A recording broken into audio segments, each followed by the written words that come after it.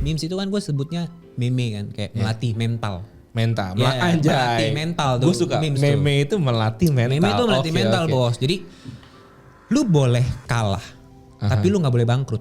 Yes. Bangun sosial media, ya kan? Tunjukin kalian ngerjain apa, kalian tahu apa, flex di sana, tapi dengan cara yang oke lah. Kalau sekarang bilang itu demure, iya nggak sih? Demure ya. Iya kan? Yang ibaratnya tuh ini yang pernah gue bahas juga di salah satu video gue. Tapi nama baik ya. Iya, nama baik. Iya kan? Karena ya mas gue kan kadang-kadang orang-anak gen ya bukan gue nggak. Ya nggak sebut itulah. Semua lah. Tapi maksudnya semua nih anak-anak di Twitter tuh seringnya head comment, drama, betul. buzzer. Guys ini tuh nggak freedom of speech lah. Freedom of speech. Ya kan? Dan itu ini nggak ada guidelines gimana bang. Rata-rata menurut lu rata-rata tuh yang setahu gue ya itu sekitar di 400 to 5 USD. Nah itu malah lebih tinggi dari yang gue tahu loh bro. Karena kadang-kadang iya project ada yang nawarin kayak 150, 200. Kadang-kadang volunteer bro. Sumpah. Ya banyak lah bro dikasihnya token. Ini duit kan bisa gue tilep bos. Pasti ya sama bro, gue juga sama bro. Iya kan, anggapannya duit kantor ini kan, terus kalau gue tilep mau apa? Dia jauh bro, lu mau nyelacak. Ya enggak? Nah inilah maksud gue, kalau misalkan duit segitu aja ibaratnya udah lu tilep, lu cabut, ya menurut gue sih sayang nama baiknya.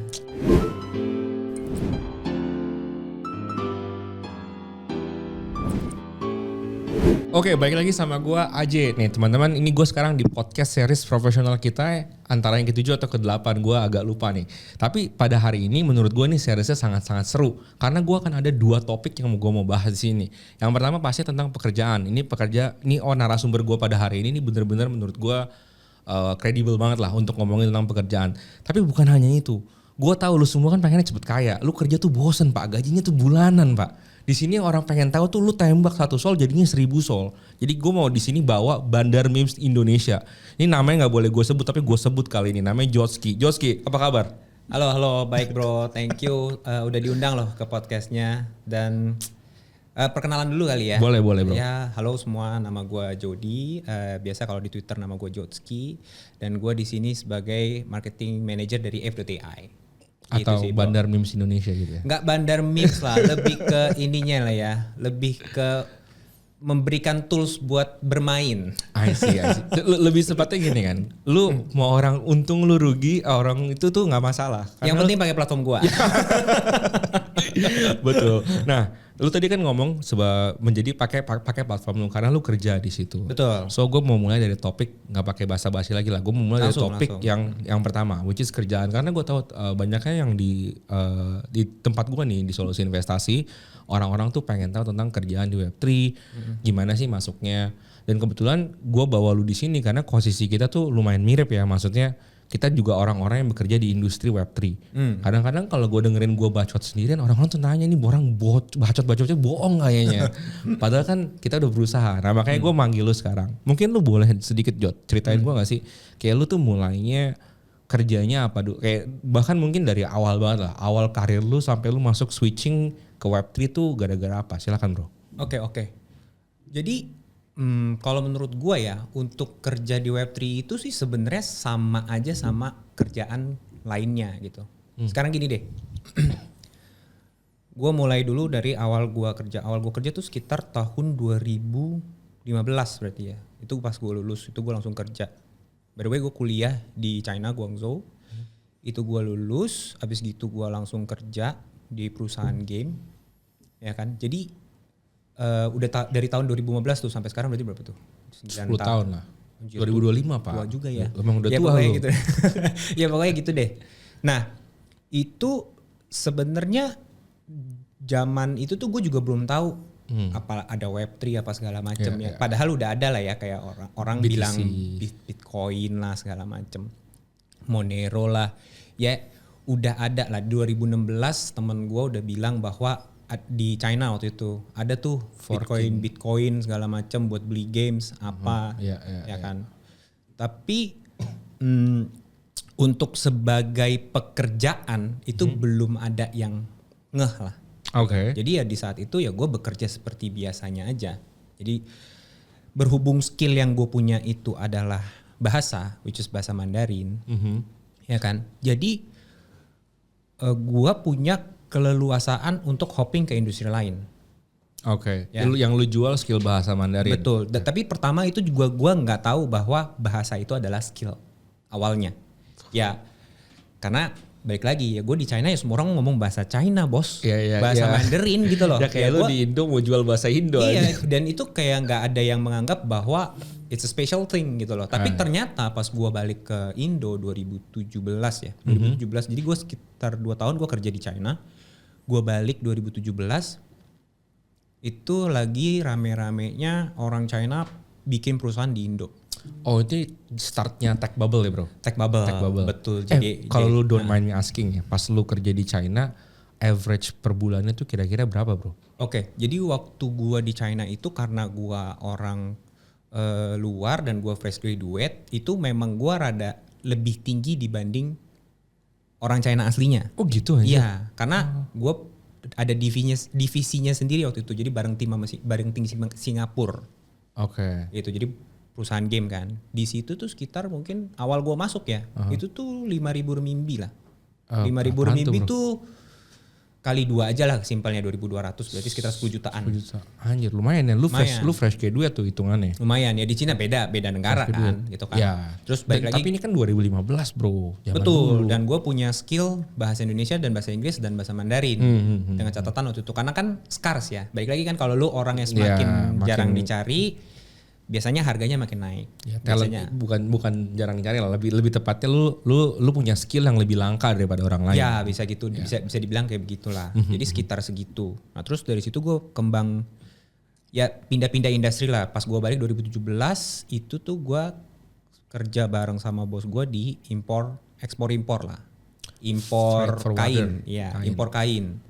Impor kain, buka toko baju, ya jadi pengurusannya logistiknya waktu itu gue yang ngurus semua sama pergudangannya di Jakarta. Sekitar 2018 collapse, ya collapse kayak cuman bertahan setahunan gitu, collapse. Habis gitu pindah lagi, habis gitu gue bikin usaha sendiri 2018 sampai 2020. Bikin usaha sendiri juga ternyata tidak mudah. Ya kan, ya biarpun enak pertamanya, cuman waktu itu COVID hit ya, 2018 sampai 2020 tuh gue bener-bener bareng teman-teman gue bikin usaha sendiri. Ini yang warnet betul. Itu gue bikin warnet sampai bikin pernah ekspansi sampai 4 cabang. Tapi pas 2020 hancur semua karena tutup ya, kita tahu lah, kan PSBB segala macam itu udah ditutup paksa semua, dan gak ada omset sama sekali. Terus akhirnya itu gue mulai masuk kerja lagi setelah COVID sekitar 2021-an. Itu gue merit, habis itu gue mulai kerja lagi lah. Diajak kerja lagi sama orang China juga sama. Jadi gue balik lagi ke habitat awal gue lagi, yaitu berbisnis dan bekerja bareng orang China. Dan itu di pinjol. Di fintech lah, kalau orang halusnya di fintech lah ya, harusnya di fintech. 2021 kayak markasnya dekat rumah gua tuh, Pantai Indah Kapuk. Ya itu kan zamannya sudah rapih lah, sudah dirapihin lah, license sudah banyak gitu kan. Ya fast forward, habis gitu gua kerja gua diundang kerja tuh di mining. Sebentar, ini kan mining berarti lu masuk web 3, berarti masih selama di web 2. Peak salary itu berapa? Di web 2 itu peak salary gue mungkin sekitaran ya. 10.000 sampai 15.000 renminbi lah. 30? Ya segituan lah. Berarti peak salary web 2 itu 30 dengan catatan lu bilang 2020 so lu udah punya 5 tahun kerja pengalaman. Ya segituan lah. 5 tahun kerja berarti kalau gue nganggapnya tuh 5 tahun kerja normally orang-orang udah jadi manajer lah biasanya. Levelnya itu. So di tahun 2020 sekitar 30 lah. Ini sebenarnya kalau gue bilang udah cukup tinggi. Ya oke lah. Tinggi karena kan lu hitungannya kerja dengan orang luar juga, PT PMA berarti, PT asing. Betul, di web 2 tuh hitungannya tinggi. Betul. Oke. Terus baru masuk nih di web 3-nya mulai masuk ke web 3-nya si mining. Betul. Ya jadi kan karena waktu itu balik lagi ya, karena di produk fintech ini tuh kayak bilangnya gimana ya? Kayak udah settle gitu loh bro. big company kan. Jadi lu ruang geraknya kan kayak ya udah gitu aja bikin report ya kan. Terus set KPI segala macam boring lah. Terus ke kantor di Sudirman segala macam. Yang pikir ngantor di Sudirman enak boleh dicoba. Gua ngalamin juga ya kan, boleh dicoba gitu loh macet-macetannya segala macam. Terus ngantri lift lah segala macam ya kan. At some points tuh gue tiba-tiba di chat. Ya bukan tiba-tiba sih, kalau nggak salah tuh dari LinkedIn lah. Dari LinkedIn, karena di LinkedIn itu gue kayak ada put interest ke crypto gaming ya kan. Terus kayak waktu itu inget gak sih zaman-zamannya mining ETH? Ya PW. Ya yang 2020 kan lagi pada rame tuh itu mining. Hampir detik-detik terakhir nyawa ETH punya PW itu. Iya kan, sebelum ke POS kan. Nah itu tuh gue sebelumnya pas di Onenet itu memang ada sama beberapa temen bikin mining lah. VGA tapi ya. Itu gue berangkatnya juga dari situ bro. Iya kan? Sama bro. Iya kan? Nah super profitable. Zaman-zaman itu lah. Jadi kayak konsepnya kan sangat mirip sama Onenet sebenarnya. Lu pakai VGA terus lu ya let it run aja. Terus tiba-tiba di LinkedIn ada yang chat gue. Kayak out of nowhere aja gitu. Follow-followan, chat. Terus dia ya intinya pakai bahasa Cina lah udah pasti. Kayak, lu nge-mining juga ya? Nge-mining Ethereum.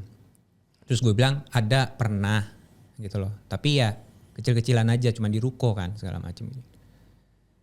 Ini gue lagi, terus orang Cina ini bilang ini gue lagi mau cari orang sebagai head operation di pabrik gitu loh. Jadi sebenarnya simple tugasnya. Jadi talent orang Cina mau ngapain, gue yang menyambungkan itu ke teknisi-teknisinya sama ke operation pabriknya lah waktu itu, ya kan. Jadi simple sebenarnya sebagai perantara aja. Dan kerja gue sebenarnya sampai sekarang itu sih, jadi jembatan aja dari China tuh Indonesianya or English lah ibaratnya gitu kan. Ya udah, terus diajaklah ke pabriknya, ya kan. Ya kan. Adalah di Indo, kalau gue sebut ada beberapa. Pas gue datang tuh, pertama gue pikirnya tuh kayak mining ETH gitu loh, kayak di ruko gitu kan. Iya, ya kan? Skalanya beda ya. Iya, pas gua dateng cuy, pabrik cuy. Hektar. Anjir. Gitu bener-bener yang kayak wah, ini miningnya apa? Bitcoin atau? Bitcoin. Oh, berarti ASIC kan, bukan ASIC. VGA doang. Bukan. Ini bener-bener kayak pertama pikiran gua adalah VGA Ethereum. Ya enggak, yang kayak dulu kan zamannya Ethereum, ETC, Raven. Banyak dulu. Ya banyak lah, Kaspa segala macam. Terus enggak pernah kan kayak yang mining Bitcoin karena susah, mahal juga Pak beli ASIC. Terus impornya kan semuanya end minernya dari China semua dulu, susah bawa sini. Betul. Nah pas gua diajak ke sono tuh bener-bener kayak ngebuka mata lah. Ini beneran nih coy, dan berisik sekali kan di dalam pabrik itu tuh berisik banget. Itu coba lu paint the picture deh, kira-kira pas masuk tuh kayak gimana? Pas masuk setelah lihat kiri kanan tuh kayak gimana? Iya, jadi pas masuk karena itu di daerah kawasan industri, ya kan, jadi memang berisik lah, ya kan, banyak truk lewat segala macam. Jadi kalau lu belum masuk ke pabriknya, lu tuh kayak belum berasa. Tapi pas lu masuk ke pabriknya itu tuh ada kayak kalau tahu N-box yang di kontainer isinya mining semua, nah itu ada 16. Habis itu ada 3 kandang. 3 kandang, kita bilangnya kandang ya waktu itu, dan itu udah ada ya rame lah gitu, ada banyak lah. Satu mesin aja dulu tuh kalau gua nggak salah sekitar cepet mungkin sampai 100 atau 300 sudah. Di zaman gua masuk itu 2022 tuh lagi rendah-rendahnya. Oh berarti 50-an. Ya kan, waktu itu Bitcoin tuh harganya 15-16 ribu sih. Oh shit. Satu mesinnya berapa? Satu mesinnya yang second ya. Yang second tuh $1,000.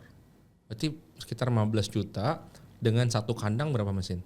Waduh, bisa 12 ribu Lex. Anjir. Bisa 12 ribu.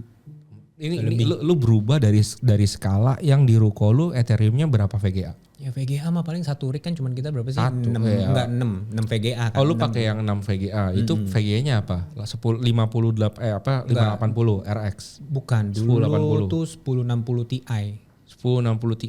Dulu. Ya lu pakai RX ya, gua pakai zaman dulu lagi, Pak. Gua dulu pakai 580X cuman dapat 24 MHz, mesti gua tweak supaya bisa dapat 30 dan di undervolt ya, kan. lu overclock kan. Iya, itu lu dulu 1060 dapat berapa tuh? Waduh, lupa. Pokoknya gua kongsian soalnya waktu itu. Berapa biji lu pakainya? Cuman berapa ya waktu 20. Itu? Enggak, 12 rig. Berarti berapa tuh? 12 kali 6 72.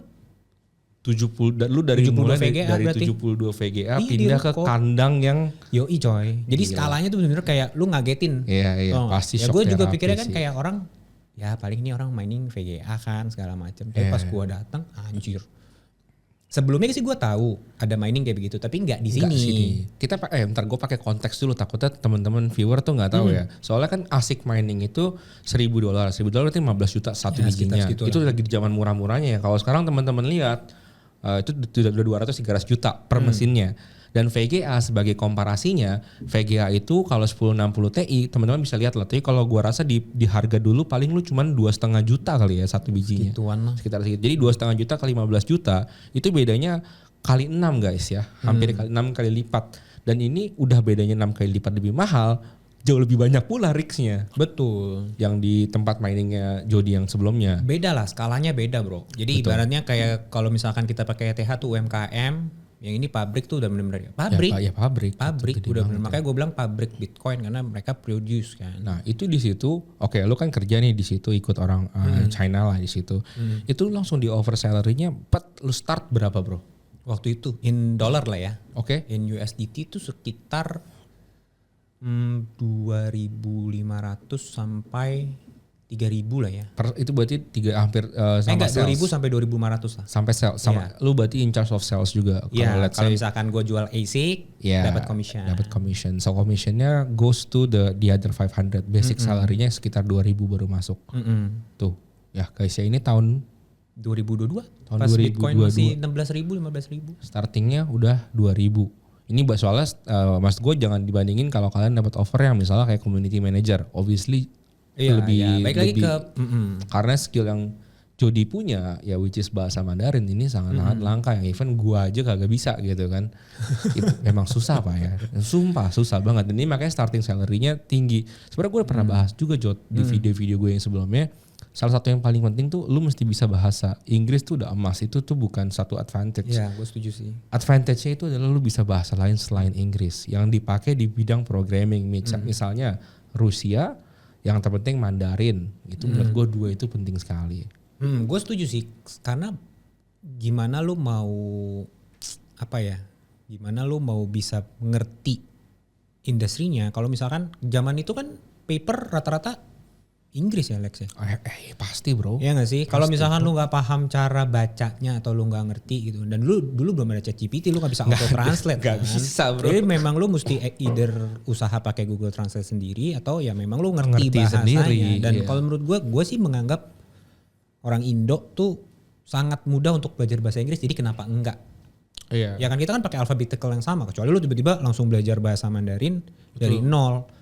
Ya sulit. Betul. Maksudnya kita nggak ngomong pronunciation atau speaking ya. Ini kita ngomong comprehensive reading ya, which is membaca papernya tersebut gitu. Betul. Ya sebenarnya keadaan AI sekarang, walaupun f.ai ya. Yoi. Maksudnya keadaan AI sekarang tuh plus minus lah. Plusnya kan kita jadi dimudahkan, tapi minusnya itu jadi malas bro. Betul, setuju. Ngapain minta AI bantuin, generate image minta AI, coding pakai AI. Kalau lu nggak punya, mau minta dibikinin esai pakai ChatGPT. Ya these things kan zaman kita dulu, ya sekali lagi kelihatannya kita tua, padahal kita masih sangat-sangat muda gitu kan. Iya. Kita nggak ada zaman dulu, nggak ada yang dulu. Bener. Nah gue mau lanjut lagi nih. Kan lu, soalnya ini masih di bagian lu kerja di mining. Mining, betul. Sampai tahap apa lu masuk ke FAI? Iya, jadi baik lagi ya, pasti di suatu kerjaan itu lu ada titik jenuhnya. Pastilah, ya enggak?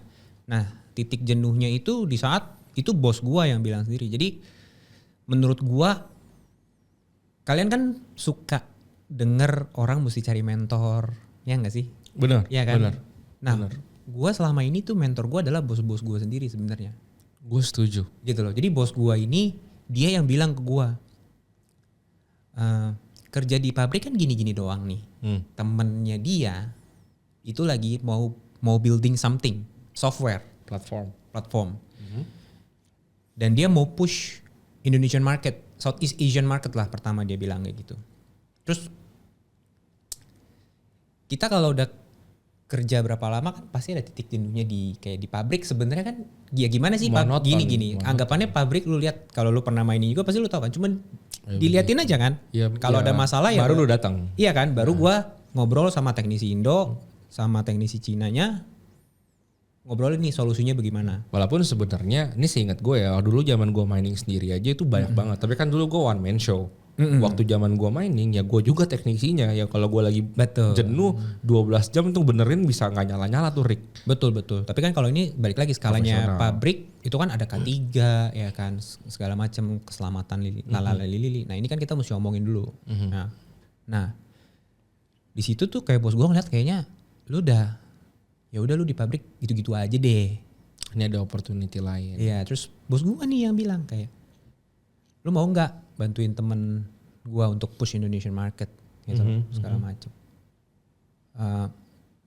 Ya ditawar pasti di offer segala macem gini-gini. Terus gue bilang sih oke, tapi maksud gue ya gue sih pasti interest banget lah yang namanya kripto industri baru banget kan. Maksudnya tuh bener-bener lagi naik banget. Ya gue langsung bilang sama dia, gue nego. Terus kerjanya bagaimana dan kaget juga waktu itu bro. Jadi dibilang kayak enggak kerjanya lu di rumah. Wah enak lah. Bro. Terus gue bilang gue mesti gimana dong nih kerjanya ngapain gitu kan segala macam. Ya pokoknya lu bantu dia untuk bagaimana caranya lu sounding platform ini dan lu ajarin orang-orang pakai ini. Sesimpel itu. Terus akhirnya gue diajak ketemu lah temannya bos gue ini datang ke Jakarta, kita ketemuan segala macam karena mereka base in Singapore kan, jadi dekat. Kita ketemuan segala macam dan ternyata ini gue pikir itu tuh kayak CX bro pertamanya. Oke. Ya kan? Jadi tempat jual beli kripto pertamanya dibilang kayak begitu lah. In Mandarin ini gue ngomong ya translation Mandarin agak susah bro. In Chinese ya. Dan di situ kan tahun itu ya 2022 ya. Itu tuh belum pernah ada, maksudnya tuh belum banyak orang yang ngebahas tentang on-chain trading. Ya gak sih? Nge-degens, beli memes. Zaman dulu kan cuma 2 bro. Uniswap sama Pancake ya. Yang betul. 2 itu doang, that's it yang paling gede. Bahkan Dex Screener sama Dex Tools aja tuh waktu itu masih sangat sedikit yang tahu. Jadi waktu itu tuh cuman seinget gue ya, itu di sini tuh kayak exchange luar yang baru masuk tuh Luno, KuCoin, Binance tahun itu. 2022 ya. Sekitar 2022 sebenarnya ada ini juga bro. Oh exchange lokal udah ada juga. Huobi udah masuk. Ya. Ya lu sama ini kan. Iya ya itu juga udah ada basically waktu itu. Nah ya akhirnya gua ngelihat platform ini kayak wah menarik nih. Beda nih ternyata dari exchange segala macam. Ya udah gua say yes lah udah pasti. Gitu. Terus ya di satu sisi salary-nya juga oke, tapi di satu sisi kan kayak industri baru kan. Gue tuh kan kayak lebih kerasa penasarannya sih. Ya kan. Terus juga cocok skills-nya karena mereka butuh orang yang bisa sounding ini ke market lokal. Oke. Gitu. Nah, di yang ini di AV ini lu mulai berarti kan of course lebih tinggi lah daripada yang sebelumnya. Cuman pertanyaan gue, dulu pasti lu concern akan stability. Karena kan walaupun si mining gitu-gitu aja, tapi at least lu udah bertahan 2 tahun dan itu stabil. Betul. Sedangkan di platform baru ini, itu tuh lu gak tahu stabilitasnya. Betul. Nah lu pertimbangan apa yang waktu itu lu bikin sampai lu akhirnya ready to jump ship kayak pindah gitu? Kalau gue sih gak pernah, ini jujur ya gue bukannya gimana, tapi gue tuh gak pernah mikir stabil or enggaknya sih. Oke. Gitu loh. Karena ya hokinya gue bukan dari keluarga yang sandwich juga, jadi gak pernah ada beban untuk harus menghidupi orang tua gitu. Dan maksudnya tuh orang-orang terdekat gue kayak istri gue, bokap nyokap gitu. Itu selalu nge-push kayak misalnya emang lu pengen coba ya pengen aja, coba aja. Gitu loh. Jadi gue belum gimana ya bilangnya ya. Bukan mencari stabilitasnya, tapi lebih ke ini ada orang yang nawarin gue kenapa gue nggak terima. Lebih ke kesempatannya sayang nih kan nggak bisa 2 kali gitu kan. Maksudnya kayak gue dipinjol itu aja kan juga ya fintech. Fintech. Maksudnya itu tuh kayak ada yang nawarin dan gue ya udahlah kalau orang mau bilang fintech itu jelek segala macam, at least gue coba dulu. Gitu. Dan ada yang nawarin juga kenapa enggak bro? Maksud gue gitu. Ini juga sama. Ini yang gue anggap mentor gue gitu ya, itu bos gue. dia bilang kayak industri ini tuh bakal gede banget ke depannya gitu loh. Dan dia juga bilang kayak gini, industri yang orangnya masih belum banyak, ya kan, dan aturannya masih belum ada, disitulah kesempatan yang mesti diambil. Mungkin bukan belum ada, tapi belum jelas. Kayak misalkan kita kan ngomong, wah regulasi Indo segala macam kurang, ya kan gini. Gak cuma di Indo bro, banyak di negara semua lain. Bro, gitu loh. Banyak negara lain tuh juga bingung, ini baiknya dibagaimanain. Nah, kalau bos/mentor gue itu bilang, disinilah sebenarnya lu harus masuk. Jadi early. Di saat semua udah settle, lu udah anggapannya lu udah nuai. Iya, lu ibaratnya lu tuh sebenarnya karena ya skill lu makin langka, begitu everything settle, lu udah di atas. Lu udah di atas. Ini gue mau masuk sedikit ke tips-tipsnya di Web3 Jobs ya. Ini beberapa kali soalnya gue mention juga Jod. Ini yang lu ngomong tadi, ini kita gak scripted ya by the way. Kita gak scripted sama sekali. Enggak kan? Enggak. Ini literally yang lu ngomong, ini pernah gue ngomongin juga. Kalau ada dua orang yang posisinya sama ngomong, ini adalah menurut gue fakta lah. Menurut gue fakta. Nomor satu, kita sama-sama setuju. Talent pool di dunia Web3 ini sedikit. Betul. Sama-sama setuju.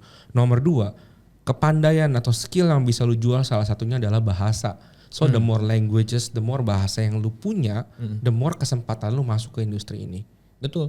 Nomor tiga, kalau misalnya lu udah masuk ini early, duluan, dan ini kita berdua setuju industri yang akan melesat karena misalnya sekarang regulasinya masih dibilang abu-abu, begitu ini udah menjadi sesuatu market yang lebih mature atau lebih stagnan, ya ini di mana lu udah di atas. Jadi kita harus kejarnya adalah sekarang bukan nanti. Ini kita ngomong sebagai pekerja ya, bukan sebagai pemain atau apa-apa. Betul, sesimpel gini aja kayak tadi lu bilang kan, stabilitas kan. Orang-orang kan juga masih banyak yang kayak, gue nggak mau lah kerja di kripto itu. Nanti gue takutnya ditinggalin sama perusahaan. Which is bener, gue banyak kok ngelihat ada beberapa teman gue tiba-tiba habis kerja ngerjain apa, habis itu udah ditinggal aja. Itu benar.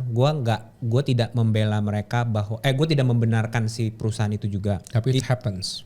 But shit happens. Gitu loh. Tapi balik lagi, kalau misalkan lu ikutin yang banyak, ya lu cuma dapat kue kecil. Betul. Anggapannya gitu kan. Betul. Tapi kalau misalkan lu berani, maksudnya sih bukan ambil resiko-resiko banget juga lah ya, gitu loh. Tapi at least lu mau coba lah. At least lu mau coba. Karena kan menurut gua orang kan ngedenger kripto aja tuh dulu udah takut banget. Stereotipnya tuh selalu negatif, Pak. Selalu negatif. Memang kebanyakan iya. Itu gua 90% itu gua nggak bisa pungkirin lah gitu. Tapi at least kalau misalkan lu punya power dan kesempatan untuk mencoba, sayang. Kalau kayak gua kan, gua ditawarin gitu loh, udah kerja gini lama, ya kan, ditawarin bro. Ya masa lu nggak coba gitu. Masa lu nggak coba? Kalau gue mikirnya sih kayak gitu juga. Gue nggak tahu berapa lama. Right. Nih gue mau nanya sih Jod. Kan kalau lu mungkin lebih posisinya beda. Karena lu memang punya skill yang nggak banyak orang punya. Ya which is bahasa Mandarin tadi. Bisa bahasa Mandarin, bisa bahasa Inggris. Dan lu punya exposure terhadap kripto yang cukup lebih duluan dibanding yang lain. So in a sense lu lumayan ngerti lah. At least kalau orang nanya what is Bitcoin, lu nggak akan jawab yang dibeli di Tokopedia. Nggak mungkin kan? Lu nggak mungkin nanya gitu. Lu tahu ASIC mining apa, lu tahu SHA-256 apa. At the very least lu bisa bedain proof of work sama proof of stake. Jadi kalau lu mau masuk ke industri Web3, ya nomor satu jawabannya lu mesti tahu dulu. Betul. Jargonnya lu mesti tahu. Betul. Jargonnya lu tahu, Web3-nya lu tahu. Kalau lu nggak tahu ya susah. Ibaratnya lu mau jualan HP iPhone. Tapi pas ditanya ini HP-nya bisa ngapain aja, kamu cuman bilang bisa telepon. Nah, itu betul. Nokia zaman pisang gua aja bisa telepon kalau itu kan. Benar. Nah, gua mau dong nanya nih ke lu ya. Kalau misalnya nih lu mau bagiin tips nih ke teman-teman buat mulai. Kita nggak ngomong lu nih. Karena kan lu again ibaratnya lebih di atas lah, punya skill level. Nah, teman-teman yang kebetulan bisa bahasa Mandarin juga, bisa bahasa Inggris juga. Lu nanti gue kasih ada Twitternya Jody di sini ya. Lu bombardir aja Twitternya, nggak masalah. Minta sol juga bisa. boleh. Maksud gue, lu ikutin lah. Lu udah punya satu mentor ya. Jadikan dia mentor lu juga. Gitu. Gue juga sama sistemnya. Dulu gue pas kerja gue punya mentor. Kebetulan bos gue dulu orang Spanyol dan gue stick sama dia, maksud gue ikutin karena gue tahu kalau misalnya mentor gue nih udah berhasil gini, gue lihat yang baik-baiknya dan berusaha improving jeleknya dia. Benar. Jadi daripada lu pindah, lu ikutin satu mentor tadi. Ini sama nih, gue rasa makanya teman-teman bisa pakai reference pengalamannya Jody. Nah, cuma balik ke pertanyaan gue, Jod. Kalau misalnya FAI nyari orang nih ibaratnya, atau misalnya ada perusahaan-perusahaan kripto lain nih yang lu rasa kan industrinya bakal booming, gimana sih cara gue bisa mendapatkan my first Web3 job? Tips lu apa nih? Mungkin bisa kasih gue 1, 2, 3 tips lah ya, sebagai orang biasa yang let's say gue fresh graduate atau gue lagi kuliah sekarang gitu. Gimana bro? Silakan. Oke. Jadi tips and tricksnya ya. Kalau gue sih balik lagi, gue dari awal tuh bukan orang yang sangat rapih kayak misalkan goals gue ini gini segala macam. Gue tuh lebih kayak misalkan ada opportunity apa, gue ambil gitu loh. Tapi setelah gue ngejalanin dunia pekerjaan ini, ya kan, yang paling penting itu nomor 1 reputasi bro. Pasti. Nama baik. Betul. Gitu loh, nama baik. Jadi tapi sekarang menurut gue nama baik itu bisa diakselerasi. Iya betul. Menurut gua ya. Jadi balik lagi. Jadi kalau misalnya kita di blockchain kan ada namanya blockchain reputation kan. Terus ada kita sendiri nih, kita sebagai manusia, reputasi manusianya. Lu sempat mention tadi di Twitter. Nah, kalau gua ngelihatnya itu, kalau misalkan anak-anak muda sekarang bagaimana mau lebih mudah untuk mencari pekerjaan, itu build portofolionya di social media. Gue setuju banget bro. Ya kan. Jadi contoh, gue kenapa bisa dipanggil sama orang untuk kerja di fintech sekali lagi, itu gue di LinkedIn sebenarnya. Jadi gue juga tidak ada kayak, ya gue cuma pengen bangun portofolio kayak dulu, ya lu tau lah ada fitur CV kan, bikin resume di LinkedIn kan. Gue sesimpel, alasan gue tuh dulu sesimpel itu doang. Gue bikin resume gue di LinkedIn dan gampang. Begitu gue upload gue kerja di mana, berhenti di mana segala macam, itu udah langsung ke update semua kan? Ya betul. Ya kan? Jadi dulu gue pakai LinkedIn tuh sesimpel itu. Alasannya. Nah, sekarang menurut gue kalau di Web3 yang paling penting tuh ya Twitter. Ya balik lagi kan, kalau di Twitter kalian sukanya ngedrama gitu ya, terus hate comment gitu ya. Terus kalian cuman pakai bukannya nggak boleh, tapi kalau misalkan cuman mamerin bahasa kalian sendiri, menurut gue sayang, karena ada project-project luar sebenarnya yang sedang mencari gimana cara masuk ke Indonesia, ke local marketnya kita. Jadi menurut gue nama baik itu sudah pasti di dunia real, dunia social media itu kalian harus jaga dan harus bangun. Betul. Itu udah pasti, ya kan. Jadi udah pasti itu kan udah ngebentuk attitude kan, ya kan, kita kerja udah berapa lama, kita bangun nama baik, jadi kita bisa di offer sama orang lain. Gue udah tau lah, lu juga pasti di offer kan sama orang lain segala macam, ya kan, karena kita juga udah ada pengalaman dan udah ada network, ya kan. Tapi kan buat anak-anak nih, buat orang-orang baru yang belum, gimana caranya? Itu bangun social media, ya kan, tunjukin kalian ngerjain apa, kalian tahu apa, flex di sana, tapi dengan cara yang oke lah, kalau sekarang bilang itu demure, iya nggak sih? Demure, ya, kan?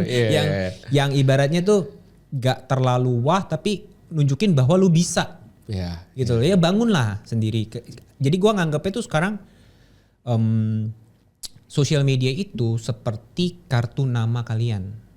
Jadi begitu lo, gue jujur gue bukan konten kreator gitu. Gue juga bukan. Gue nggak bisa lah bikin. Bukan nggak bisa sih. Gue pengen, cuman belum lah gitu. Oke, dan dari sini masuk ke solusi Jody.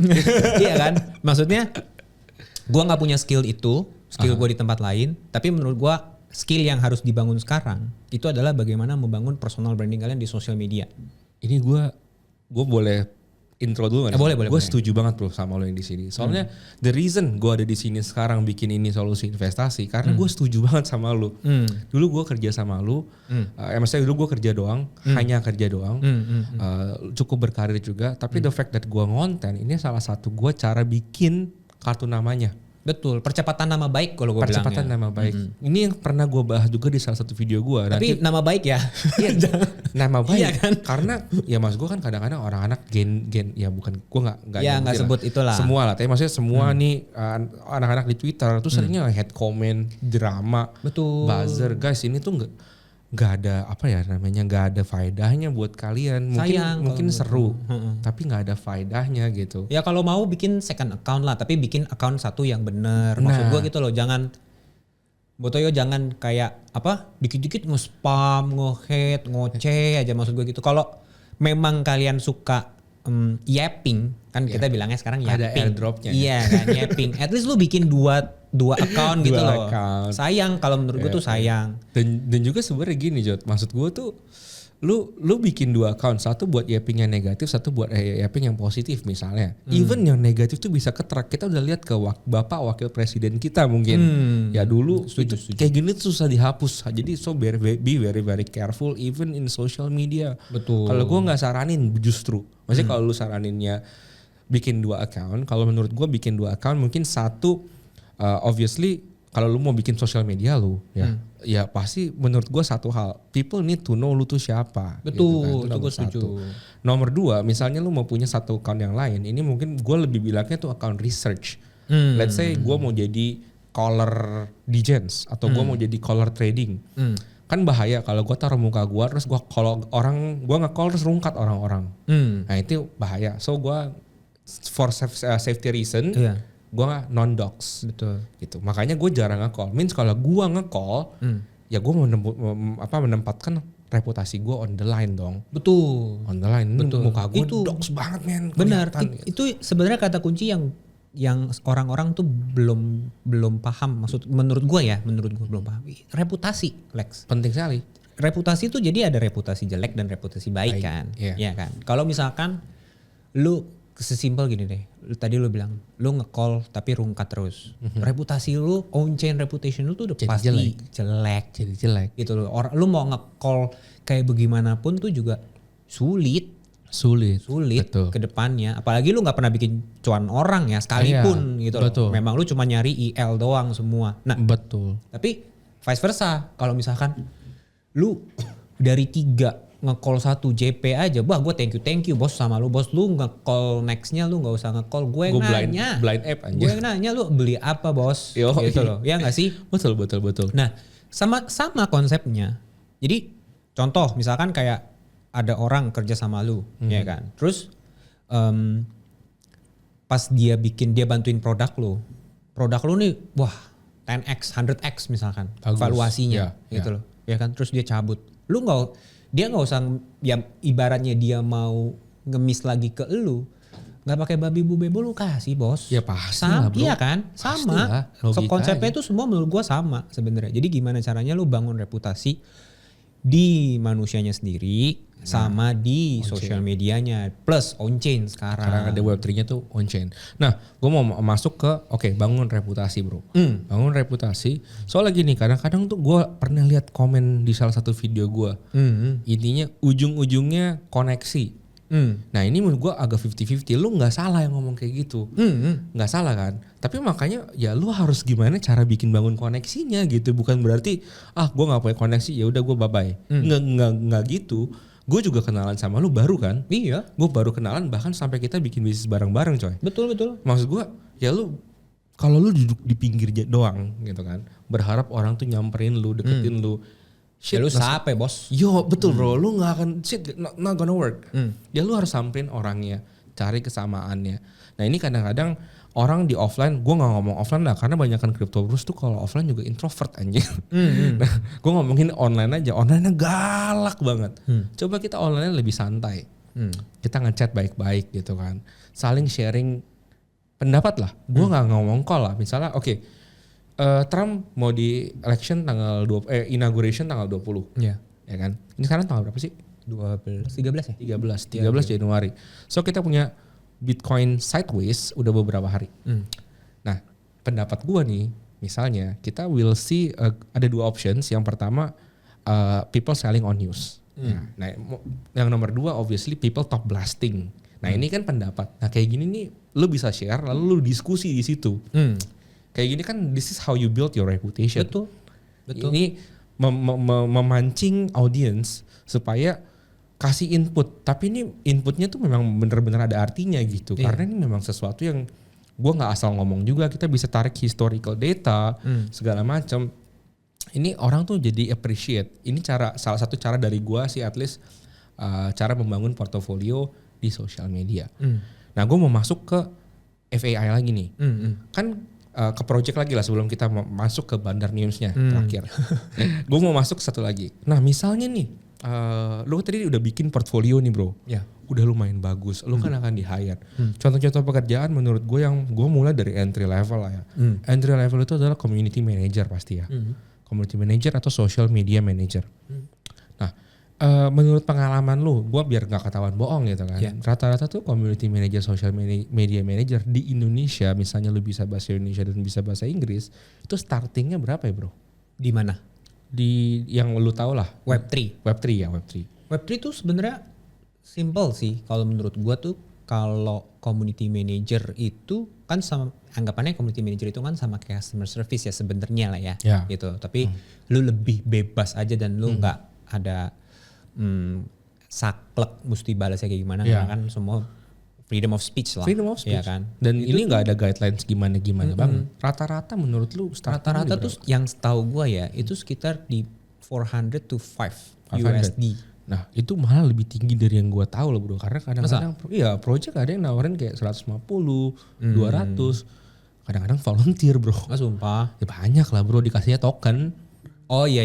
Banyak kan sistem kayak gitu. Ada. Tapi menurut gua ya kalau lu muluk-muluk gitu mintanya 400 gope, ya pasti lu harus yang offer yang lebih bagus lagi dong. Sebenarnya gue juga punya sedikit cerita sih tentang community manager ini. Boleh. Jadi gue itu kan salah satu bisnis modelnya dari Ave itu kan adalah mendapatkan revenue dari token listing.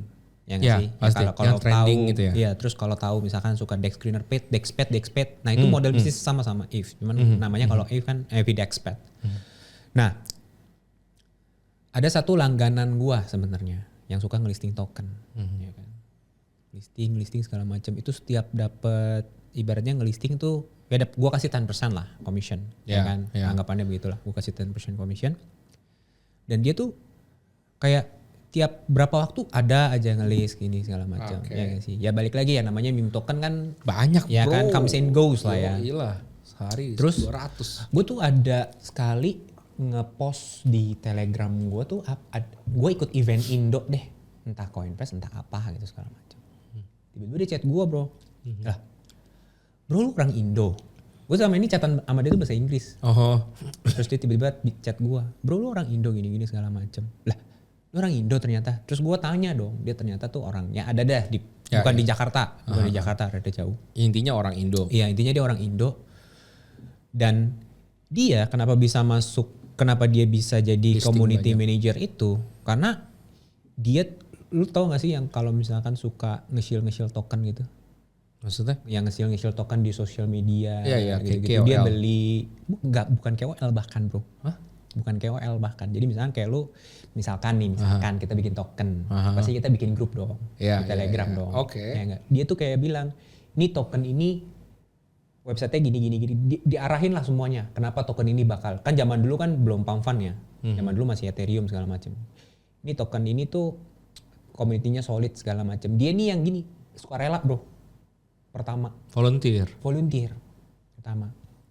Terus gue notice lu nih. Ya kan, misalnya lu berisik di grup gue nih. Gue notice lu. Tapi ini sekitar 1-2 tahun lalu ya dia cerita kayak gitu. Terus tiba-tiba dia bilang, lu mau gak? Bosnya orang London. Ya pokoknya Europe sana lah. Gitu. Bosnya orang Europe. Ditanya, lu mau gak bantu gue bikin komunitas? Maintain my community. Katanya. Gitu, segala macam. Ini memes ya. Ini kita ngomong memes ya. Bukan project. Gitu. Ya biarpun memes sekarang dihitung project juga sih. Cuman maksudnya. Habis gitu. Sampai sekarang bro. Jadi setiap si bos bikin atau ada referensi lain. Itu selalu manggil nih orang. Manggilnya dia, lalu listing di AV. Iya, terus gue, ya karena balik lagi gue kan kasih commission, gak mungkin dia gak cari gue. Cashback. Iya kan, anggapannya begitu. Terus dari situ dia bilang, iya bang, aku udah sampai saat ini pun selalu direkomendasi sama si bos yang tadi. Dan bosnya itu bahkan dia nggak pernah ketemu nggak kenal gitu loh. Jadi balik lagi ya lu apa ya, contribute something. Harusnya kalau misalkan lu timingnya tepat, waktunya tepat, ketemu orang yang tepat, nggak mungkin lah juga dia nggak kasih something back ke lu. Pasti bro. Ya kan. Terus nyambung lagi ke tadi yang lu bilang bahwa ini mah dia karena kenalan orang dalam gini-gini segala macam ya kan. Nah menurut gua ini bukan kata-kata gua, netizen. Iya maksudnya netizen. Maksudnya kayak orang kan selalu bilang dia mah kenalannya orang dalam gini-gini segala macam. Iya kan. Tapi pasti ada satu poin di mana orang itu ngedapetin orang dalam tersebut. Iya, itulah yang lu harus kejar gitu. Nah iya, maksud gua kayak misalnya nih orang, ya kan, dia dari beli meme tokennya dia nggak mau rungkat sendirian. Anggapannya gitulah ya kita ngomongnya. Dia nggak mau ngerungkat sendirian. Rungkat bareng-bareng guys. Betul. At least sebelum gua rungkat, ya gua coba tarik-tarikin orang dulu. Anggapannya gini ya, kita ngomong belak-belakan aja, gitu loh. Gua tarik-tarikin dulu deh. Siapa gini? Lu beli ini dong, token ini dong. Ya working for their backs kan, anggapannya gitu. Tapi di saat dia work for their backs, dia dinotis sama someone nih dan diajak kerja bareng untuk building communities. Maksud gue tuh orang dalam yes, tapi orang dalam juga nggak akan mau manggil lu kalau lu nggak ada bikin value apa-apa. Iya kan. Ini yang sebenarnya problemnya. Ini gue sorry banget ya, gue akan menseklusifkan ya atau menyudutkan satu generasi gitu ya. Menurut gue kebanyakan orang-orang yang baru fresh graduate, masih baru ya. Mereka tuh karena apinya sangat-sangat tinggi. Jadi buat mereka rata-rata 5 bulan itu waktu yang lama.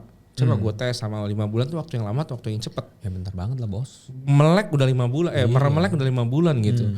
Dan dalam 5 bulan dia kontribusi 1 kali. Kontribusi 1 kali udah minta langsung gue mau ini, gue mau itu. Waduh, gue malah bingung gitu kan.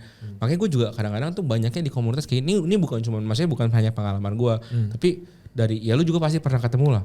Yang anak-anak muda tuh kadang-kadang suka kayak gitu. Karena fire terlalu cepet euforianya. Betul. Kalau ibarat dewasa terlalu cepet climax lah ya. Kecepatan gitu kan. Nah maksud gue tuh di sini kalian tuh masih tahu di sini tuh ada titik kesabaran nih guys ya, ada waktunya gitu. Kayak waktu lu kerja di mining, lu butuh waktu 2 tahun supaya bos lu, oke, let's say ini orang kayaknya jago nih. Kalau gua ngeliat sih, bos lu tuh ngeliat lu gini Jot, ini orang tuh kapasitasnya lebih gede daripada ini. Tapi gua saat ini nggak bisa kasih lu opportunity yang lebih daripada ini. Karena ya namanya bisnis, gue juga harus being rasional. Gue nggak bisa gaji lu per bulan $20,000 karena bisnisnya not making that much money. Betul. So gue punya karena gue ngeliat lu udah kontribusi sangat bagus juga ke bisnis gue berani mereferensikan lu ke partner bisnis gue yang lain, which is si AVAI ini. Betul. Sebenarnya sih bukan masalah jagonya ya. Kalau menurut gue ya, gue tau lah. Lu lagi humbling, tapi maksud gue lu nggak mungkin nggak jago kalau misalnya lu jago di atas rata-rata dikit maksudnya gitu loh. Tapi gini deh, kalian kan kadang-kadang kan suka lihat kayak nih orang kayaknya nggak jago-jago banget, nggak pinter-pinter banget. Kok bisa sih di posisi itu? Pernah kan ngeliat orang kayak begitu? Balik lagi Lex, gue bilang itu namanya reputasi. Jadi gini, daripada gue cari orang lain yang gue meresikokan nama baik gue. Iya dong, kan bos gue lagi refer someone. Betul. Misalkan dia refer someone di sini, taunya dia nipu. Jelek. Waduh. Iya nggak? Taunya nih kita ambil contoh paling jeleknya aja deh. Lu taunya dia nipu, ya nggak? Lu nipu misalnya bos lu. Oh iya, misalkan gue yang nipu, gue yang nipu, ya kan? Nama baik bos gue dong yang tercoreng, ya nggak? Betul. Dan tapi di sini kan dia bilang, nih orang udah bisa gue pegang. Betul. Si Jody nih bisa gue pegang nih. Kalau misalkan dia mau, ya balik lagi ini kan juga kita jauh Lex, kantor gue di Singapura, gue di sini gitu loh. Sebenarnya lebih ke tanggung jawab yang besar itu didapatkan setelah lu berhasil mengerjakan pekerjaan yang kecil dengan jangka waktu yang cukup lama. Gitu ini, loh. Ini maksud gue tuh poin gue mau gue sampaikan di sini tuh itu gitu, karena yang lu bilang lu selalu muter-muter di reputasi, tapi memang menurut gue itu paling penting. Betul. Nah gini, contoh nih, misalkan gue dapat orderan mesin dulu ya, dapat mesin, misalkan gue beli 1 kontainer lah, 1 kontainer ASIC. Ya kan, duitnya lewat gue dulu nih misalkan, gitu. Atau enggak gue yang cari jalurnya gimana caranya dari USDT bisa diginin, anggapannya begitulah pokoknya. Ini duit kan bisa gue tilep bos. Pasti, iya sama bro, gue juga sama bro. Iya kan, anggapannya duit kantor ini kan, terus kalau gue tilep mau apa? Dia jauh bro, lu mau nyelacak. Ya enggak? Nah inilah maksud gue, kalau misalkan duit segitu aja ibaratnya udah lu tilep, lu cabut, ya menurut gue sih sayang nama baiknya. Menurut gue nama baik lebih mahal. Lu kayak ibaratnya ini gue di posisi yang sama Jod sama lu. Waktu itu posisi gue sih pernah, maksudnya pengalaman gue lah. Gue mungkin nggak segede lu gitu. Gue pengalaman gue pernah di salah satu pindah di kerjaan Web3. Lalu gue dikasih kepercayaan buat ini segala macam. Yang bahkan waktu itu kebalikannya bro. Jadi company-nya ngutang sama gue, jadi dia minta sistem reimburse. Kalau gue nggak dibayar kan gue mampus ya. Makanya. Wah, gue waktu itu waktu saat itu gue bener-bener di perhabis-habisan karena banyak company Web3 juga yang nipu gitu. Banyak banget. Ya banyak banget yang nipu. Akhirnya gue di saat itu percaya nggak, gue nggak mau. Maksudnya gue bilang gue nggak mau. Lu kalau mau kayak gini, gue maunya lu bayarin gue dulu. Gue gituin. Iya dong. Gue gituin. Lalu dia bayarin semua payment gue, flight segala macam. Gue disuruh bisnis trip intinya. Lalu semenjak itu baru tuh dia mulai kasih gue kayak oke lah kalau approve budget yang segini lu suruh approve sendiri. $100, $1,000, Betul. $2,000. Dan maksudnya kalau lu udah bisa nggak gue ambil? Bisa. Sampai gue pernah pegang yang paling gede, gue pernah approve lewat gue itu gue hampir kayak about 1M lah.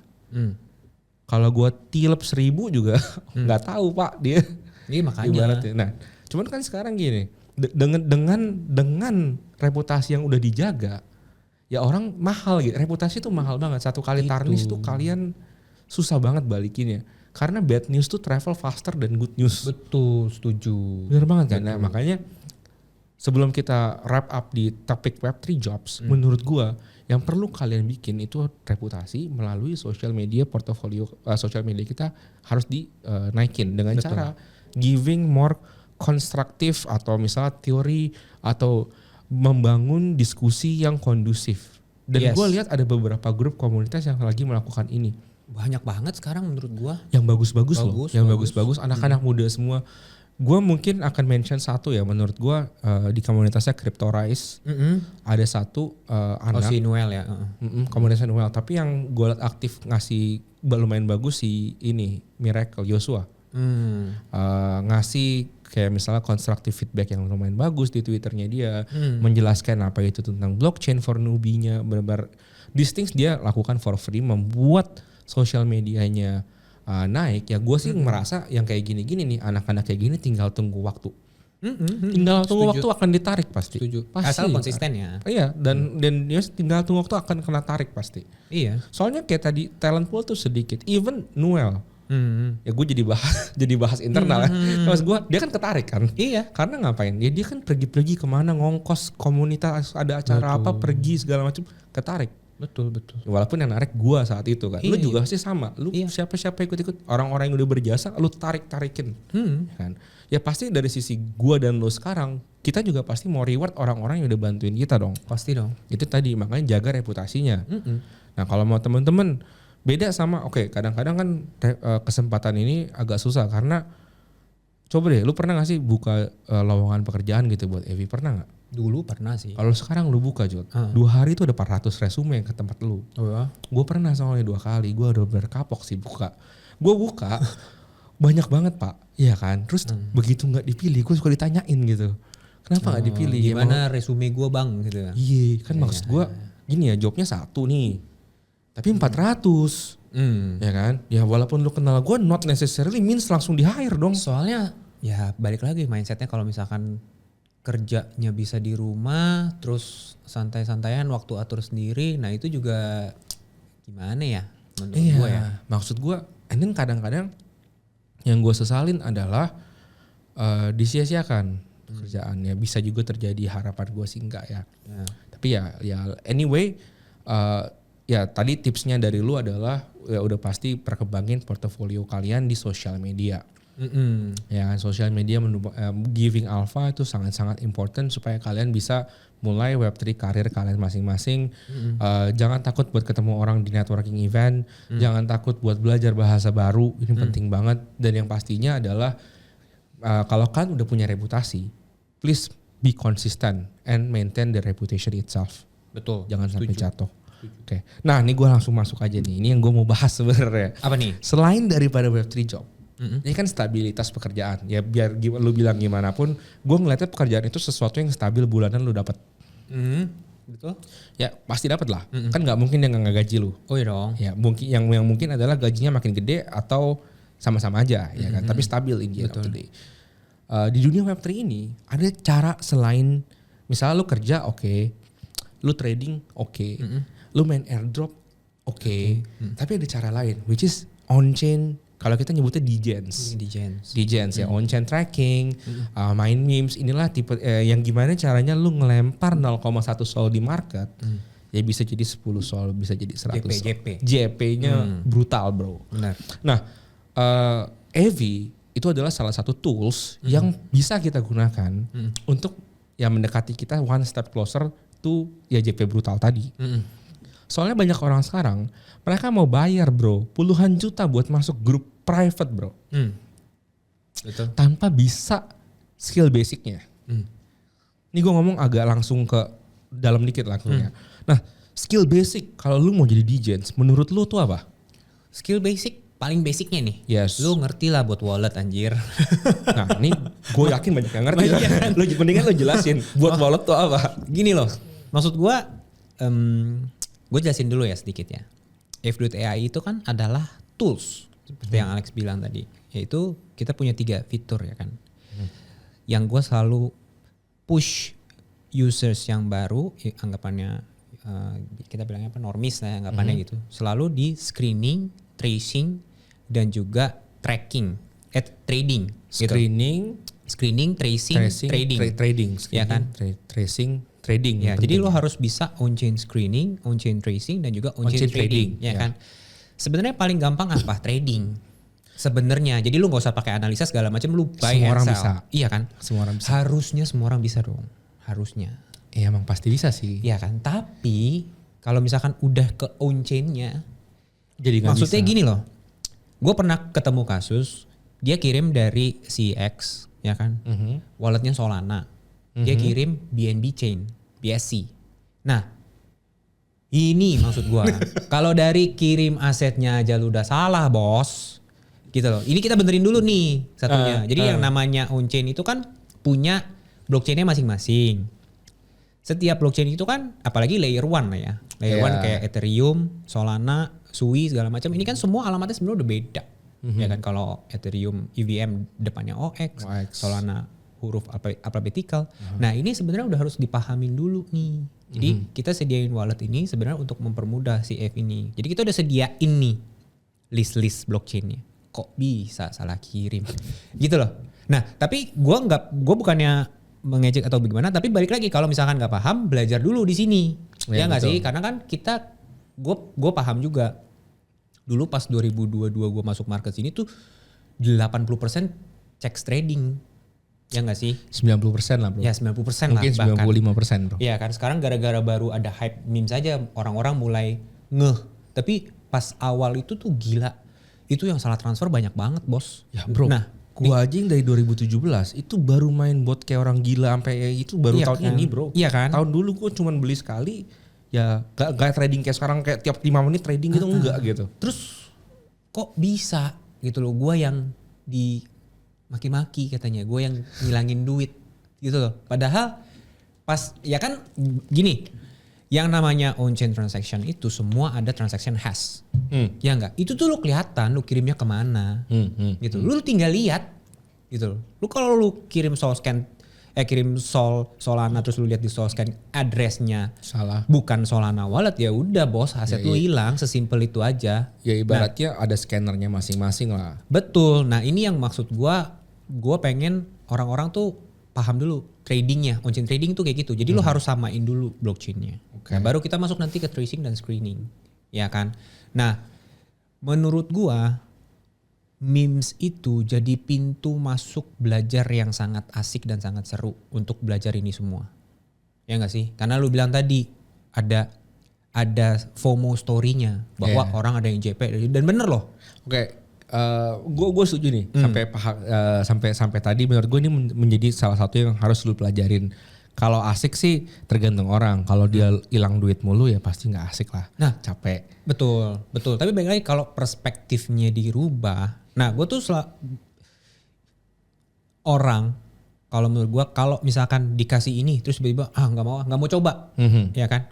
Belum coba aja tuh udah kayak udahlah, ya kan kayak ini berat. Kayak yang tadi kita bilang bahwa kerja di kripto, kripto kan scam gini, ya kan? Sama sebenarnya menurut gue, sama si on-chain trade ini. Si meme trading ini ya, whatever you want to call it, terserah lah, ya kan. Tapi menurut gua kalau misalkan ada sesuatu yang baru, at least coba, gitu loh.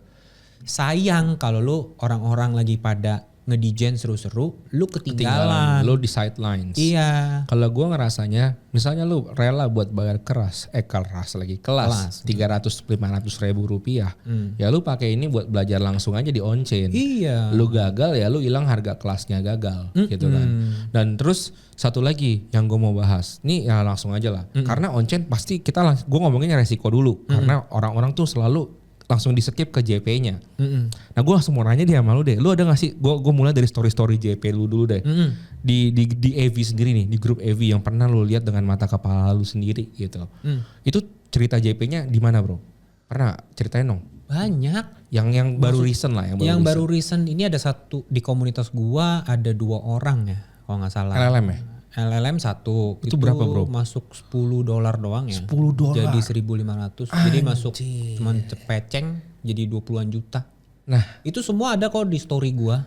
Nah, itu di story Telegram ya, balik lagi saya bukan konten kreator. Itu mau gue jadiin hook. Mau gue jadiin hook 100.000 jadi 20 juta. 20 juta. 1000 something dolar lah.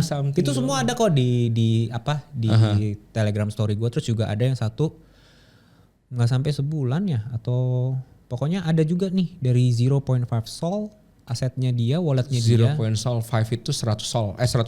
Iya $100. Sekarang udah goceng bos. 1,5 juta ke $5.000. $5.000 tuh 70-80 juta. Iya rupiah. dan dia open porto waktu itu di grup AV Indo. Open porto di grup AV Indo. Ini nanti gue cantumin ya di bawah ya buat teman-teman join di sini juga di AV Indo. Iya. Ini maksud gue tuh kenapa gue ngomongin JP ini. Tadi Jody bilang kalau lu dengan mindset konservatif ya, cuman mau nyoba ini nggak mau karena gini ya, lu juga nggak akan terbuka dengan opportunity yang sebenarnya ada di depan muka lu di market, which is JP membrudal. Dan menurut gue satu hal ya, main memes itu, oke, lu nggak puas dengan 30% gain. Tapi sebenarnya 30% gini tuh banyak. Benar. Tinggal sizing lu aja. Betul. Kalau lu masuknya $10.000, 30% itu udah $3.000. Lu nungguin BTC naik 30% itu agak lama ya, brother ya. Lama ya. Tapi lu nungguin koin LLM naik 30% itu 20 detik. Iya. Ya, bener gak gua? Hitungan hari bos. Ini detik bro, LLM kemarin gila kan. Dan any other memes yang kecil-kecil gitu, yang lu baru misalnya memes baru launching nih di Pump Fund. Baru launching, bisa langsung jebret 2 kali lipat dalam hitungan detik gitu kan. Betul. Tinggal gimana cara taunya meme itu akan naik, gimana cara taunya yang ini JP, yang ini scam, yang ini bundled. Nah ini jargon-jargon ini kalian mesti tahu ya. Bundled itu apa, lu mesti tahu. Nanti gua akan bikinin separate section ya. Kita kerjasama sama Evi dan dengar-dengar gua akan ada dikasih giveaway. Oh ya boleh dong. Bener ya? Boleh dong. 1 sol langsung. Ya gas lah. 9 solnya buat gua. Tapi boleh, beneran boleh. Kita akan ada giveaway buat teman-teman. Cobain EV-nya. Nah ini kurang apa lagi? Lu udah dikasih ilmu, lu dikasih modal buat rungkat. Ya harapannya jangan rungkat kan. Gak apa-apa harus rungkat. Kalau menurut gua kayak belajar mobil tuh harus nabrak. Harus nabrak tapi dulu. Tapi at least jangan nabrak orang. Kalau gua sih selalu bilang kayak gitu. Lu belajar mobil, mindset lu itu tuh udah pasti siap nabrak. Gitu loh. Tapi at least, the very least that you can do tuh lu gak nabrak orang. Sama kayak memes. Memes itu kan gue sebutnya meme kan. Kayak melatih mental. Melatih mental tuh. Gue suka memes meme itu melatih mental. Meme itu melatih mental bos. Jadi lu boleh kalah. Tapi lu gak boleh bangkrut. Yes. Anggapannya gitu. Sama konsepnya. Jadi memes itu jadiin tempat lu explore. Right. Iya kan. Kayak misalkan nih. Kayak tadi Alex bilang size-nya belajar dulu bos. Kalau misalkan lu cuma punya $10.000 ya lu jangan cemplungin $10.000 gitu loh. Ini story yang lain lagi. Iya kan. Maksud gue Maksud gue ya jangan dicemplungin semua bos, gitu loh. 1%, 10% oke lah. 1% lah bro. Ya 1% oke lah. Maksudnya gue gitu, kalau misalkan memang jiwa lu Gamblers. sangat panas gitu ya. Anak muda ya kan. 10% oke lah gitu loh. Tapi lu hilang $1,000 pun lu masih harus ada, tahan. Lu masih ada $9,000 lagi. Terus $1,000 itu lu jadi apa? Pelajaran. Iya dong, nah jadi pelajaran. Maksudnya gini nih, memes itu kan ada banyak cara kan. Betul. Nah, menurut gua, contoh nih, ada temen gua yang beli heavy buy ke suatu token yang masih kecil. Tahu nggak kenapa? Karena dia ada lihat wallet besar yang masuk ke sana, yang masuk ke token itu juga. Betul. Dan dia pengen connect ke tuh komunitas token memesnya. Jadi dia pengen dapetin jalur gimana caranya gue bisa bareng sama nih si big wallet ini satu. Atau smart wallet lah gitu. Iya, balik lagi ini kan.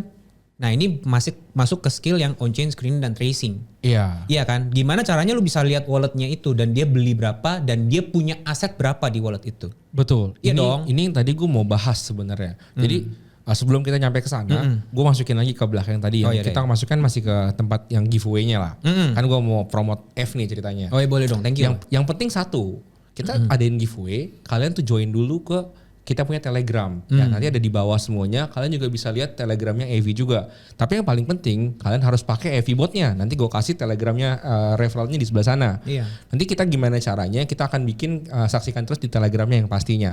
Nah, lanjut. Kan kalau misalnya mau pilih nih, ibaratnya koinnya kayak gimana, itu kalian nggak bisa cuman sembarangan lihat orang call. Oke, ini salah satu cara benar. Kalau kalian punya good caller, that's fine. Tapi kalian mesti tahu persentase memes rungkat itu gua rasa 90%. 90%. Even more maybe. Menurut gua gimana justru gamenya itu gimana cara lu mereduce rungkatnya tersebut, persentase rungkatnya tersebut. Betul. Dengan cara apa? Dengan cara following smart wallets. Jadi instead of lu percaya dengan satu KOL, gue lebih percaya dengan smart wallet. Smart wallet itu adalah KOL gue. Iya betul. Nah caranya gimana? On-chain, screening, dan tracing. Betul. Caranya, nah dan menurut gue, Evi itu menjadi salah satu platform yang lumayan komplit. Karena apalagi sisi yang menurut gue yang gue lumayan suka sih ini Jod, yang versi PC-nya ya. Iya. Karena versi PC-nya, lu sekali buka lu bisa punya semua tools tersebut. Betul. Enak, lu sekali buka lu masuk ke sebuah layar. Mungkin nanti di salah satu sesi gue akan bikinin tutorialnya di versi PC di mana lu langsung bisa lihat token yang dikasih. Biasanya kita kasihnya CA. Kalau Telegram bot lu kasihnya CA-nya bisa langsung lu buka, lu kelihatan price actionnya, kelihatan siapa holders besarnya, kelihatan siapa yang baru beli, siapa yang baru jual. Itu lu mulai dari situ. Dan nanti dari F juga, setahu gue ada feature bisa ngeliat PNL-nya. Bisa. Nah lu bisa follow nih. Lu tahu nih satu orang dengan PNL yang cukup baik di token ini. Lu trace walletnya. Iya. Nah, trace walletnya mungkin nggak pakai feature, nggak pakai EF, pakai yang lain lagi. Betul. Itu dia yang gue bilang. Yang si Alex bilang nih benar. Nggak cuman pakai F, itu betul. Jadi tools itu dibuat supaya mempermudah orang melakukan apa yang mau lakukan. Ya kan, kayak gue bilang tadi, tracing, screening, trading. F itu tuh ada untuk mempermudah itu. Right. Gitu loh. Kalau mau cari yang lain ya terserah. Tapi maksud gue, kalau satu tools aja lu belum bisa paham, ya bubar ya, susah ya. Sulit ya bosnya, sulit ya gitu. Nah maksud gua, jadikan satu industri yang lagi hype ini, kefomoan ini tuh jadi tempat kalian, apa ya bilangnya, menimba ilmu anjay. Kalau gue sih lebih bilangnya ini kayak ibaratnya kalau kita kan cowok-cowok keren ya. Zaman dulu gue tuh suka main kayak misalnya RO lah atau RF, ini training ground kita bro. Benar. Kayak lu punya guild kan, ya kita gara-gara memes. Komunitas kita, guild kita lumayan kan, asik-asik gitu loh. Seru. Terus balik lagi, kayak misalkan lu ternyata, bang tapi aku tidak punya modal, gitu. Jangan khawatir, ada FAI. Ya, satu ikut giveaway ini, kedua lu jagoin screening dan tracing lu. Betul. Gini, gua ada cerita temen gua itu beli list wallet. Beli. Jadi dia koleksi wallet yang JP dan win rate-nya oke lah, anggapannya segala macam gitu. Dia beli bos 2 sol. Gitu loh. Itu lu cara cari duit loh. Maksud gua dari situ. Tapi kalau misalkan lu nih kalau teman-teman mau list wallet gua bisa ya 2 sol ya. Iya. 1,5 sol deh sama gua. Nah maksud gua gini. gue ada banyak cerita juga sih dari meme. Contoh, gue kasih lu call nih Lex, ternyata lu 1000x misalkan gitu ya, amin sih gue. Wah itu terus, pasti gue kasih lu anjir. Iya gak? Gak mungkin gak. Lu pasti gak mungkin gak kasih gue dong. Ini normal. Iya kan? Gue menang, gue dapet moonback aja 100% gue biasa gue kasih ya nge-call siapa. Kalau di grup gue ya, di grup F gitu, gue kasih. Kayak 0.1 something so. How to be quant lah ya. Maksudnya lu kalau callnya bagus, tracingnya bagus dan lu tidak punya modal. Ya dengan kuncinya kita masuk GP. Dan kita masuk. Enggak kita lah, tapi banyak orang yang masuk dan untung. Iya, jangan tiba-tiba lu malak. Bang, ini call lu gak masuk. Terus lu nge-scan di grup. Terus bilang, bang ini call aku 100x bang. Boleh lah kirim-kirim. Lah kita gak masuk. Lah kita gak masuk bos. Kita gak masuk kalau itu susah kan? ya. Kalau gue kirim PNL lu masuk lu malak gue gak apa-apa bos. Yoi. Iya dong. Ya gak usah malak juga gue kasih lah. Biasanya sih gak usah malak. Tinggal bilang congrats bang. Bisa gue sih bilang gitu. Congrats bang. Bilang thank aja. You fee lah. Gue selalu bilang itu thank you fee. Tapi cukup normal. Kalau gue ngerasa. Makanya sekali lagi kalian tuh pengen punya teman yang koneksinya bagus ya. Gue biasa kerja nih. Misalnya teman-teman gue ada yang lumayan kabal lah ya. Maksudnya lumayan sultan. Lumayan bagus. Dan gue pernah, ini zaman dulu gue saham bro, ini beneran. Gue pernah nge-call satu insight trading.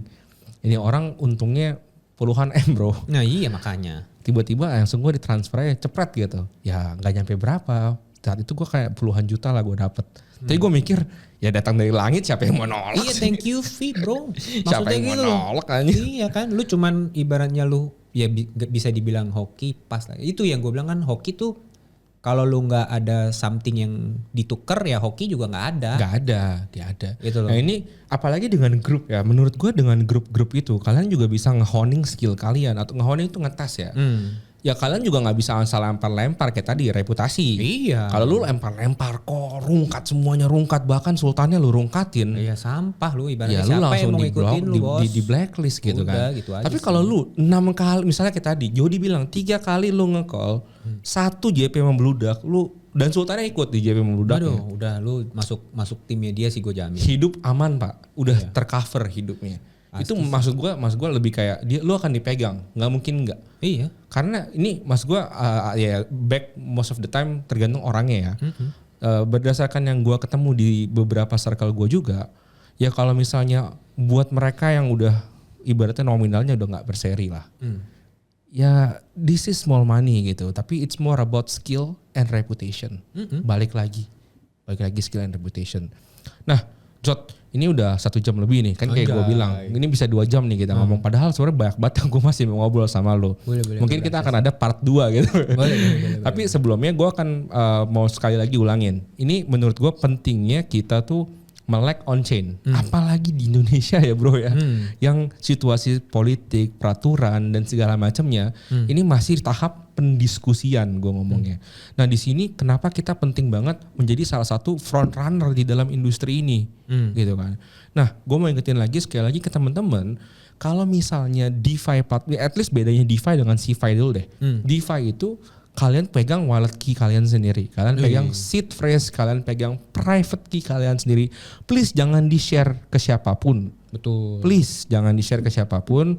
Kalau ada komen gua nanya atau Jody nanya itu nggak mungkin pasti kalian kena scam ya. Betul. Jadi jangan diikutin. Nah, yang mau gue sampaikan di sini adalah kalau misalnya kalian tidak melek DeFi atau decentralized finance ini sangat-sangat sayang. Karena kedepannya menurut gue, ini personal teori gue, ini akan naik. Ini yang orang akan beralih ke sini. Semua trade volume, everything, bakal larinya ke DeFi. Karena akses desentralisasi pada kripto sulit pak kalau ditekan terus. Setuju sih. Di negara kita apalagi kan. Ya nggak cuma negara kita, di banyak negara juga seperti itu termasuk Amerika. Ya kan. Nah dengan kalian udah belajar DeFi dengan FAI contohnya, ini memudahkan kalian one step closer. Kalau kalian kayak tadi ini salah satu pekerjaan Web3 ya guys ya by the way. Kalian nggak punya modal, kalian sering nge-call yang bagus. Jadi kalian nge-call bagus tujuannya kalian ibaratnya kayak jockey collar. Betul. Jockey collar ini bisa juga dites di tempat kita ya. Bener. Jockey collar kita bisa kalau misalnya ada orang ikut dan portfolionya bagus, ya simply kalian bisa menang giveaway. Iya dan semua ke-track kok. Semua ke-track pasti ke on-chain. Gampang. Kayak lu lihat lu win rate-nya berapa tuh udah gampang banget. Sekarang toolsnya banyak banget. So teman-teman jangan lupa ikut giveaway kita kali ini, solusi investasi dengan FAI, hadiahnya 1 sol. 1 sol itu kalau sekarang $190. Tapi kan kita nggak tahu nanti bull marketnya 1 solnya berapa. Bisa jadi sangat-sangat berharga gitu kan. Yoi. Kita nggak tahu. So gitu aja menurut gua. Nah terakhir Jod, lo udah nggak nih kata-kata penutup buat teman-teman kita, mungkin message cantik lah. Iya. Kata-kata terakhir ya. Yoi. Ya gue setuju sih sama si Alex kalau dia bilang bahwa DeFi, Decentralized Finance ini nih bakal menggila. Karena menurut gue juga trennya nih udah mulai kesini sekarang. Kayak contohnya kemarin ya dari gue pertama kali masuk aja gue jelasin platform gue tuh dibilangnya scam. Sampai sekarang orang-orang tahu sendiri gitu loh. Mereka yang nyari sendiri karena balik lagi hype-nya pump fund dan hyper liquid. Jadi menurut gue biarpun gue cuman integrasi sama mereka, tapi di dua platform dia sangat ngebantu Kredibilitas. Satu kredibilitas, kedua pengetahuan umum orang tentang Unchin. Ya kan, jadi dari mereka dulunya cuman mau taruh uangnya di CX, sampai sekarang ternyata ngeliat orang-orang ada yang satu ada yang JP, dua ada yang kayak ya kan sekarang kan juga ada yang bilang wah keren lah dia JP dari Hyperliquid gitu-gitu banyak kan ceritanya segala macam kan. Nah ini orang-orang jadi pada ngikutin juga. Nah menurut gua kedepannya ini juga akan makin membesar lah. Kita nggak tahu lagi gimana, tapi menurut gua decentralized exchange ini bakal makin gila. Terus yang kedua itu tolonglah bangun reputasi yang oke, gitu loh. Yang baik kalau misalkan kalian mau kerja, ya bangun portofolio skill kalian. Terus flex gitu, jangan cuma flex flex PNL pakai Avebot nggak apa-apa, tapi flex boleh. Tapi flex skill juga lah, flex connection, flex knowledge gitu loh. Ya pakai apa kek gitu loh cara kalian. Kalian yang jago sosial media mah, gua mah nggak jago. Kalian yang harusnya tahu market kalian kayak bagaimana, ya kan? Harus kalian yang tahu, bukan gue yang ngasih tahu, gitu loh. Terus habis sudah bangun reputasi, tinggal tunggu hoki. Kalau menurut gue. Nah hoki itu tuh gini. Definisi hoki yang dibilangin sama orang tua gue itu adalah bertemu dengan orang yang tepat, di waktu yang tepat, di tempat yang tepat. Jadi definisi hoki itu sebenarnya ini. Tapi tepatnya ini bukan satu arah bos. Dua arah. Jadi contoh, lu orang yang tepat nih Lex, tapi ternyata guanya yang gak tepat. Ya bohwat gimana ya? Harus dua-duanya tepat. Iya kan, kalau dua-duanya. Hoki itu kan mutualism. Iya betul. Iya kan, menurut gua. Jadi kalau misalkan lu udah dipertemukan dengan orang yang tepat tapi lu nya gak tepat, ya bukan hoki namanya. Iya betul. Namanya lu kureng aja bos. Iya kan. Sama satu lagi paling bro, kalau lu udah dipertemukan dengan yang tadi, 3 kondisi yang tempatnya tepat, orangnya tepat, waktunya tepat. Jadi ambil, kalau kalian gak ngambil sama aja bro. Iya, maksud gua jangan terlalu apa ya namanya ya. Gue mau bilang sombong tapi juga bukan ya. Intinya gini nih, ada orang nawarin sesuatu yang baru. Selama itu gak bikin kalian mati, kalau gue bilangnya gitu ya, selama itu gak bikin kalian mati or sulit lah, sulit. Ya at least coba tipis-tipis lah. Coba. Gitu. Kalau gue at least coba dengerin dulu. Ya at least coba dengerin dulu lah gitu loh. Maksud gue kayak lu dibilang, lu nge-memes gak bro? Wah memes itu kan judi segala macam. Nah maksud gue tuh cobain tipis-tipis dulu deh. Cobain. Pakai Evi. Iya cobain dulu deh gitu loh. Lu akan melihat, ya siapa tahu lu bakal ngeliat sesuatu yang baru. Gue setuju. Setuju. Oke. Itu aja kurang lebih untuk hari ini. Tadi gua rekap sedikit, kita udah ngomongin tentang Web3 Jobs ya, yang pastinya Web3 Jobs ini dari Jody bener-bener kredibel karena beliau adalah salah satu orang yang menurut gua panutan ya, udah pernah dari mining industry masuk ke dunia ya marketing juga ya hitungannya kan kalau di FAI, dan juga nomor 2 kita udah ngomongin tentang memes walaupun singkat, tapi makanya nanti kita akan ngomongin lebih panjang lagi di seri-seri yang selanjutnya untuk gimana caranya kalian tracing, gimana kalian caranya scanning wallet, gimana cara kalian trading di on-chain juga. Makanya teman-teman stay tune terus di channel Solusi Investasi.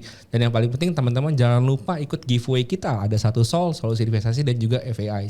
Untuk informasi lebih lanjut kalian tinggal saksikan aja di Telegram kita nantinya. So thank you banyak Jod untuk hari ini udah ngobrol-ngobrol sama gua.